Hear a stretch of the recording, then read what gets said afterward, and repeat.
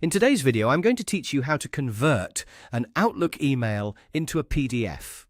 This is a very simple and useful task, especially if you want to keep an important email as a file on your computer, share it more easily, or save a clean copy for your records. A PDF version is also helpful because it preserves the formatting of the message and is easy to open on almost any device. To get started, open Outlook and go to your Mail section. Once you're there, take a moment to locate the specific email you want to convert into a PDF.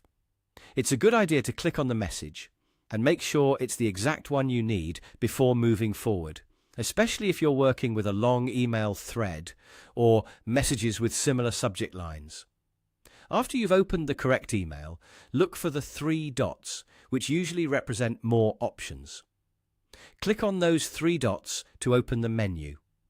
This area gives you access to additional actions you can take with the email. And one of those options is the one we need for this process. From that menu, click Print.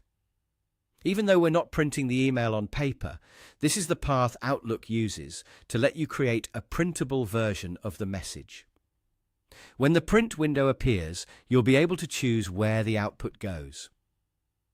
In the printer selection area, choose Save as PDF. This tells Outlook and your browser or system to generate a PDF file instead of sending the email to a physical printer. Once you've selected Save as PDF, click Save. At that point, your device may ask you where you want to store the file. Choose a location that will be easy for you to remember, such as your desktop, Downloads folder, or a dedicated Documents folder. You can also rename the file so it's easier to identify later, especially if you save a lot of emails as PDFs. Once you confirm the save location, the email will be converted and stored as a PDF file. You can then open it anytime, attach it to another email, upload it, or keep it as part of your documentation. That's all it takes. Open Outlook, find the email, click the three dots, choose Print, select Save as PDF, and save the file. It's quick, straightforward, and very useful for organizing important messages in a more portable format.